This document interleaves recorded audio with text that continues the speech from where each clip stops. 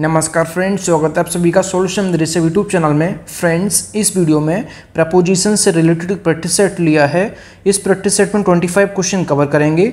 आप लोगों को जरूर बताना कि आप लोगों ने 25 में से कितना स्कोर किया है। और इसका जो पीडीएफ है आपको टेलीग्राम के चैनल पे 1-2 दिन बाद मिल जाएगा। तो टेलीग्राम का जो लिंक है वो वीडियो के डिस्क्रिप्शन में है, तो आप सभी लोग जो है टेलीग्राम को ज्वाइन कर लीजिए।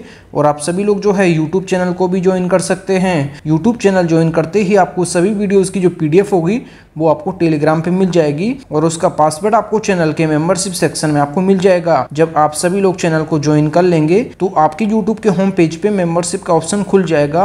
तो उसमें आपको सभी वीडियोस की जो पीडीएफ का पासवर्ड होगा वो आपको मिल जाएगा। और पीडीएफ के लिए जो है आप लोग टेलीग्राम को भी ज्वाइन कर लीजिए। लिंक जो है वीडियो के डिस्क्रिप्शन में है।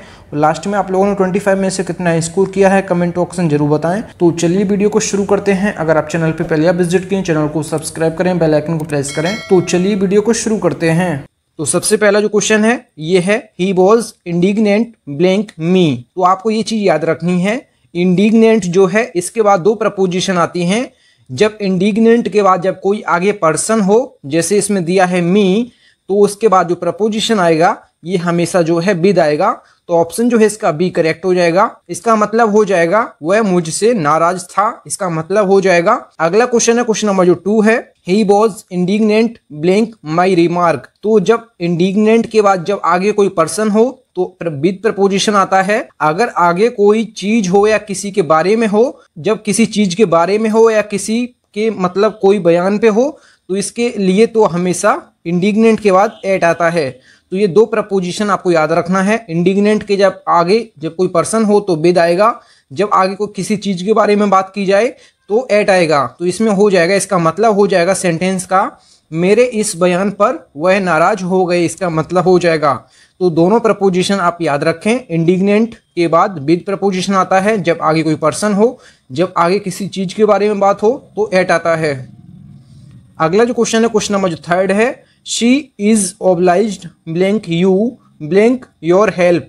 तो इसमें आपको याद रखना है ऑब्लाइज्ड के बाद हमेशा जो है ये टू प्रपोजिशन आता है। जब आगे कोई पर्सन हो, ऑब्लाइज्ड के बाद हमेशा टू आता है, ये याद रखना है। और जो योर हेल्प तो के लिए, मतलब हेल्प के लिए, तो यहाँ पे फॉर हो जाएगा। तो इसका राइट ऑप्शन जो है इसका सी करेक्ट हो जाएगा। इसका मतलब हो जाएगा वह आपकी सहायता के लिए आपका आभारी है, इसका मतलब हो जाएगा। अगला जो क्वेश्चन है question number 4, he is grateful blank me blank my help. तो यहाँ पे तो फॉर होगा क्योंकि हेल्प के लिए, और यहाँ पे ग्रेटफुल के बाद भी टू प्रपोजिशन आता है। और ये चीज आप याद रखें, ग्रेटफुल की स्पेलिंग है आप लोग याद रखें GRATEFUL। तो ग्रेटफुल की स्पेलिंग आप लोग ध्यान रखें क्योंकि काफी लोग इसको गलत बताते हैं। तो इसका राइट ऑप्शन जो हो जाएगा ऑप्शन ए इसका करेक्ट हो जाएगा। टू फॉर जो है इसका करेक्ट हो जाएगा। इस सेंटेंस का मतलब जो हो जाएगा वह मेरी मदद के लिए मेरे आभारी हैं, इसका मतलब हो जाएगा। और ग्रेटफुल के बाद जो है दो प्रपोजिशन आते हैं।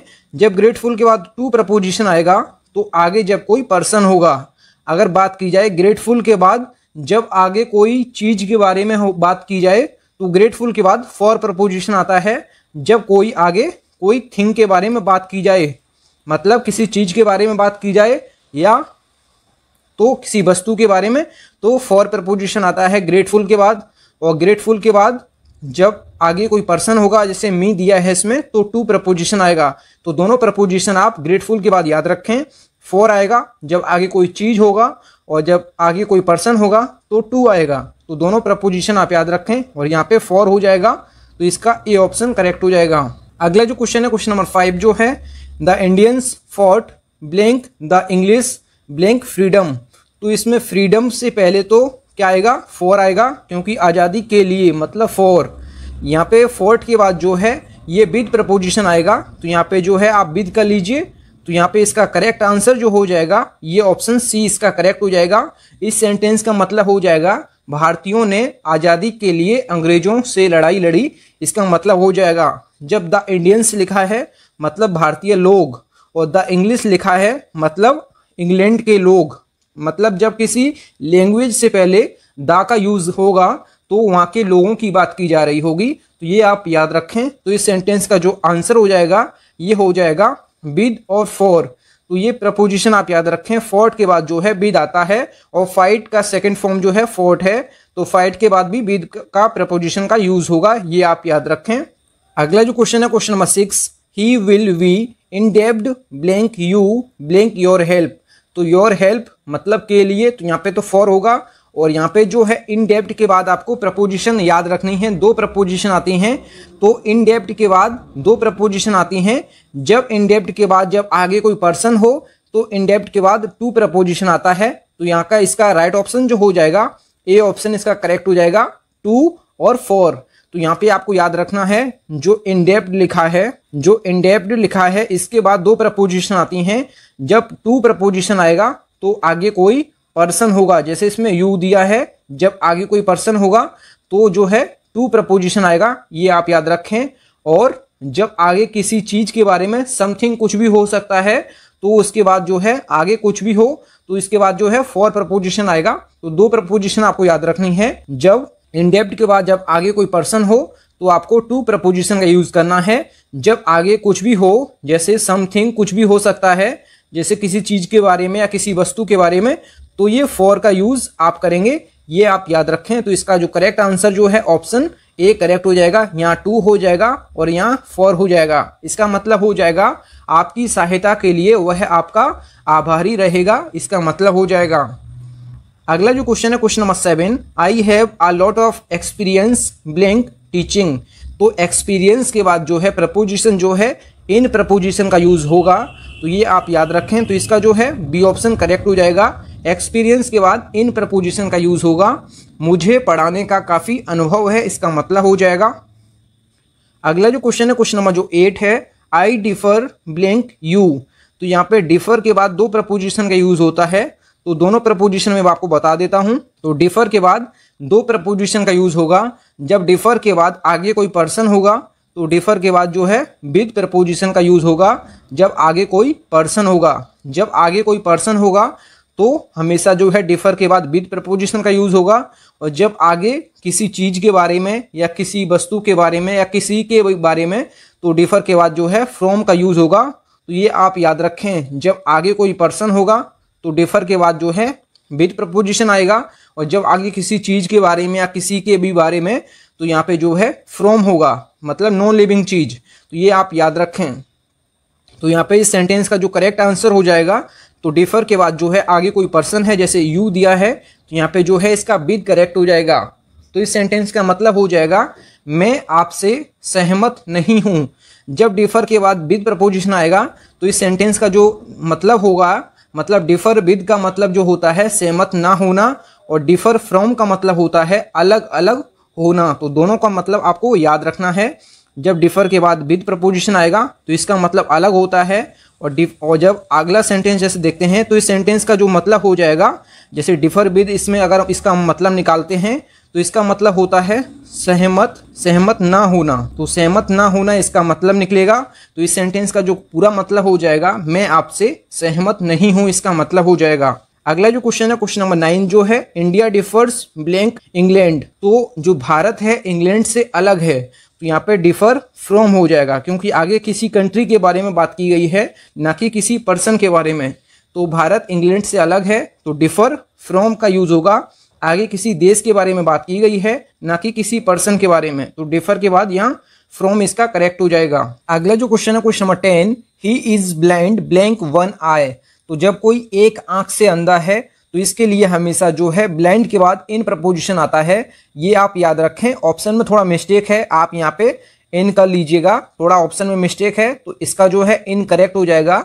जब कोई मतलब एक आंख से अंधा है तो उसके लिए ब्लाइंड के बाद हमेशा जो है इन प्रपोजिशन का यूज होगा, वह एक आंख से अंधा है। अगर बात की जाए, यहाँ पे लिखा होता बोथ आईज, जब कोई, जैसे यहाँ पे लिखा है ब्लाइंड, ब्लाइंड के बाद जब प्रपोजिशन आपको भरना है और आगे लिखा हो बोथ आईज, जब आगे जो है बोथ आईज लिखा हो तो यहाँ पे जो है विद प्रपोजिशन का यूज होगा, ये आप याद रखें। ब्लाइंड के बाद जो है तीन प्रपोजिशन आती हैं। जब ब्लाइंड के बाद एक आंख से अंधा है तो इन प्रपोजिशन आएगा, जब दोनों आंख से अंधा है तो विद प्रपोजिशन आएगा। ये ब्लाइंड के बाद प्रपोजिशन दोनों आप याद रखें। तीसरा प्रपोजिशन जो है अगले सेंटेंस में मैं आपको बताऊंगा। अगला जो क्वेश्चन है, क्वेश्चन नंबर जो 11 है, a father is blind blank the faults of his son.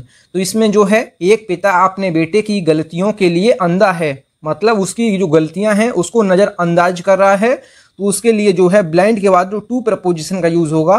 तो यहाँ पे जो है इसका बी ऑप्शन करेक्ट हो जाएगा। तो मैंने आपको ये ब्लाइंड के बाद 3 प्रपोजिशन मैंने आपको बताए हैं। जब कोई एक आंख से अंधा है तो ब्लाइंड के बाद जो है इन प्रपोजिशन आएगा।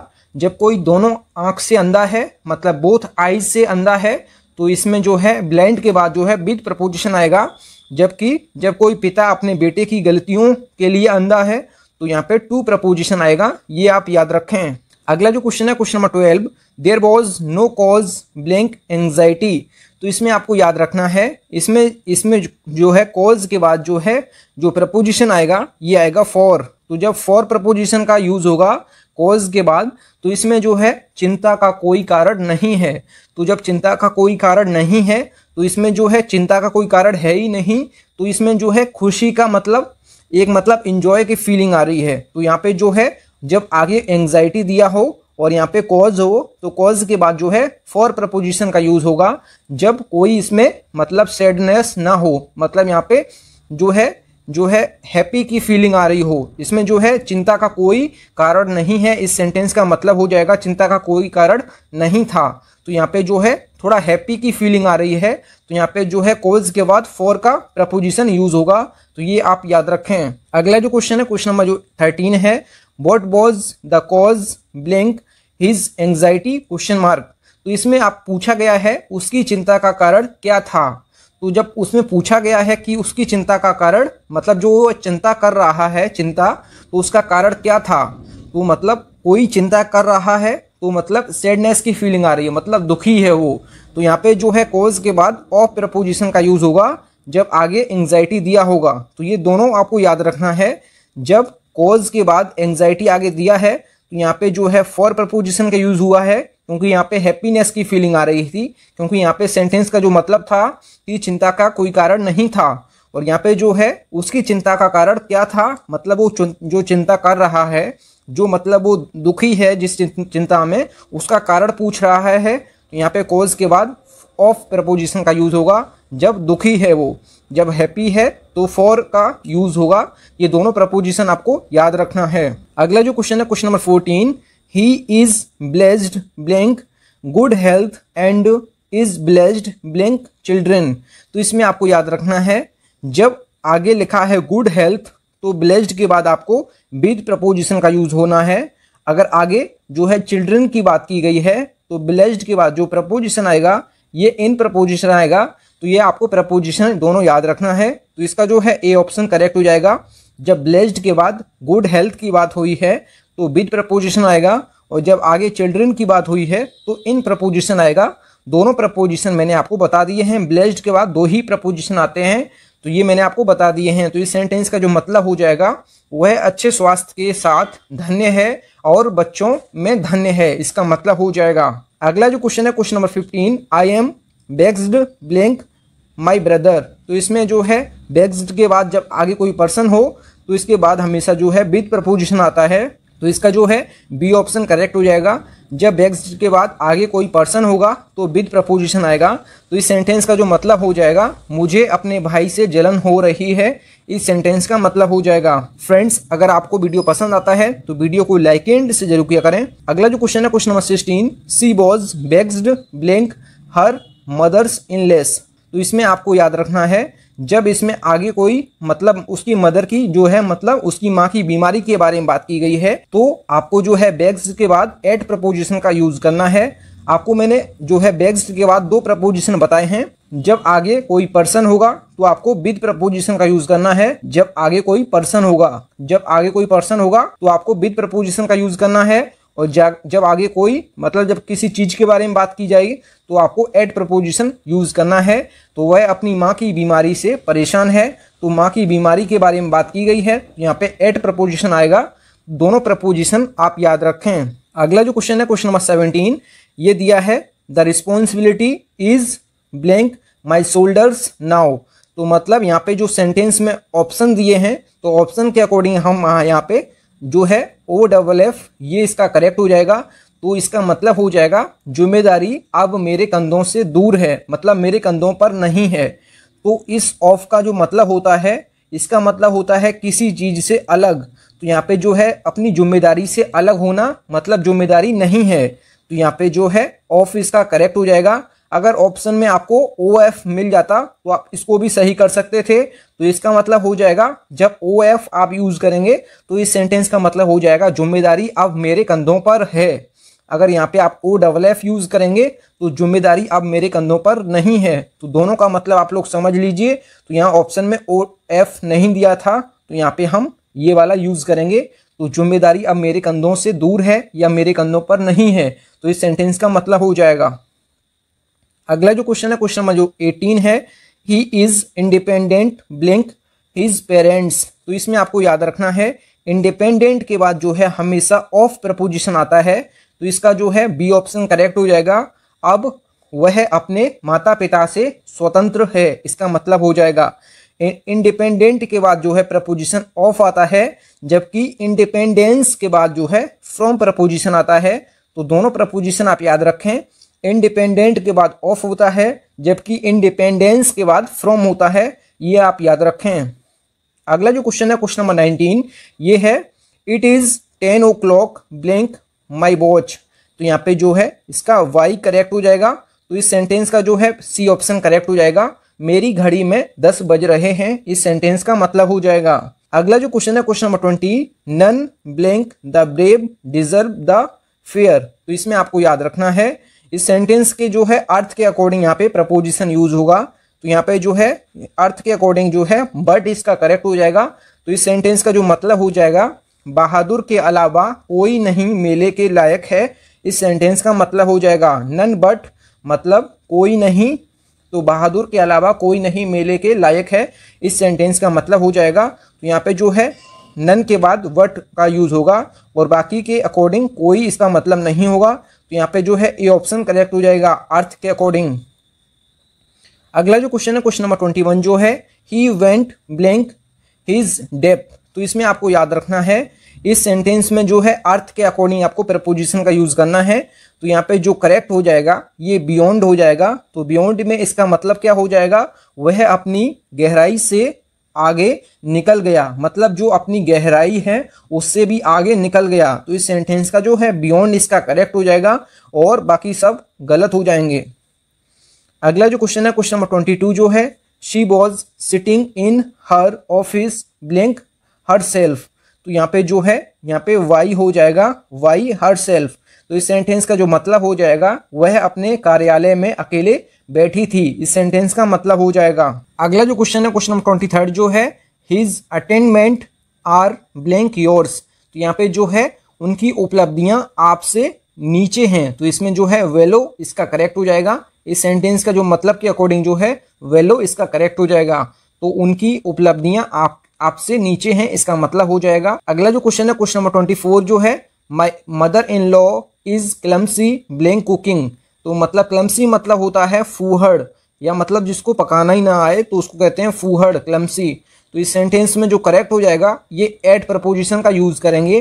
तो मेरी सास खाना पकाने में फूहड़ है, मतलब खाना पकाना आता ही नहीं है।